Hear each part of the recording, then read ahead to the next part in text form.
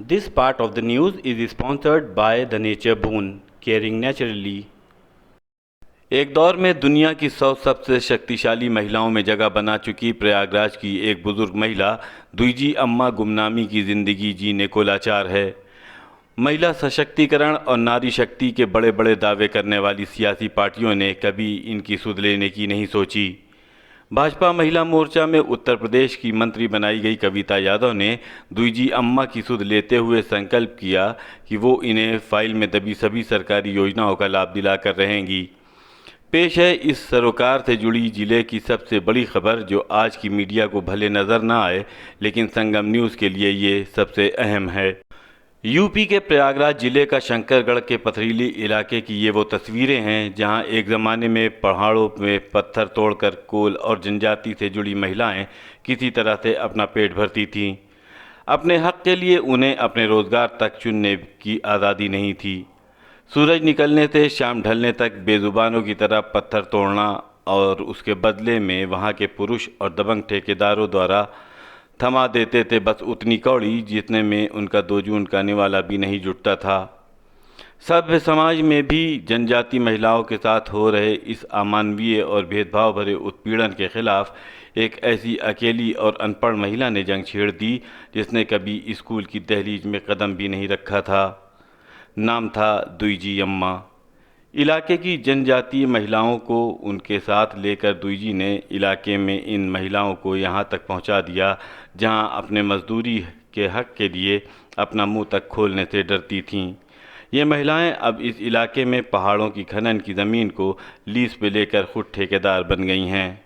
इलाके में जनजातीय महिलाओं की तस्वीर बदलने वाली दुईजी अम्मा को वर्ष 2005 में दुनिया का सबसे बड़े सम्मान नोबेल पुरस्कार के लिए शांति के क्षेत्र में 100 लोगों में से एक नामित किया गया।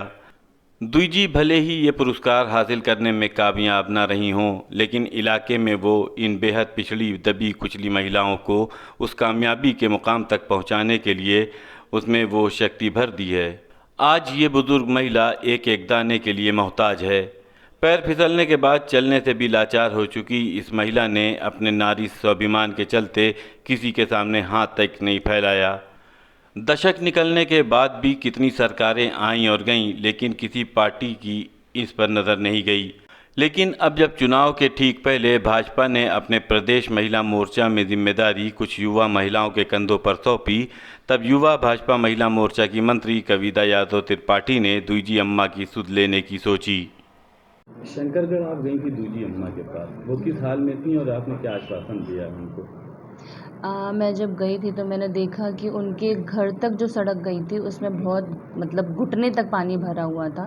तो हम लोग तो खैर गाड़ी से थे तो हम लोग इजीली चले गए थे, और जब अंदर गए तो वो एक बहुत टूटी सी चारपाई में वो बैठी हुई थी और उनका पैर से भी नहीं चल सकती।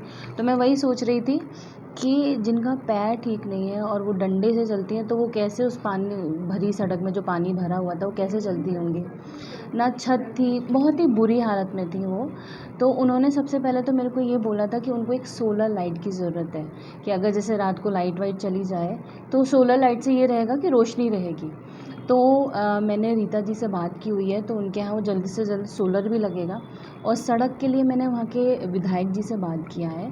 विधायक जी ने भी बोला है कि उसको भी जल्दी से जल्दी वो सड़क करेंगे, ताकि मैं चाह रही हूँ ना कि मैं उनको एक व्हील चेयर दूँ, ताकि उस व्हील चेयर से वो कम से कम बाहर तक तो जाए ना, क्योंकि अभी तो वो कहीं भी नहीं जा सकती है। तीसरा टॉयलेट बनने का है, तो जो वहाँ के प्रधान जी थे उनको मैं ये बोल कर आई हूँ कि यहाँ पे उनका टॉयलेट बनना है। और एक चौथी समस्या वो ये बता रही थी अपनी, कि वहाँ पर एक अवैध शराब का ठेका है, जिसकी वजह से वहाँ पे जो बच्चे हैं उनके, तो जैसे वो शराब पी के जो बोतलें छोड़ देते हैं उसमें जो बचती हैं शराब, तो वो बच्चे वो पीते हैं, तो उससे बहुत नुकसान होता है। महिलाएं भी जाती हैं तो उनको भी छेड़ते हैं लोग, तो वो भी मैंने हटाने के लिए वहाँ पे उनको निर्देश दिए हुए हैं। और मैं प्रधान जी से ये बोल के भी आई कि मैं अब 10 या 15 दिन के बाद मैं फिर से जाऊँगी और तब तक आती रहूँगी जब तक उनको ये सारी सुविधाएं मिल ना जाएं। तो ये मैं सारी चीज़ें, और वो दूजी अम्मा जी को एक फ़ोन भी चाहिए, तो अब नेक्स्ट टाइम जाऊँगी तो मैं फ़ोन लेके जाऊँगी उनके लिए।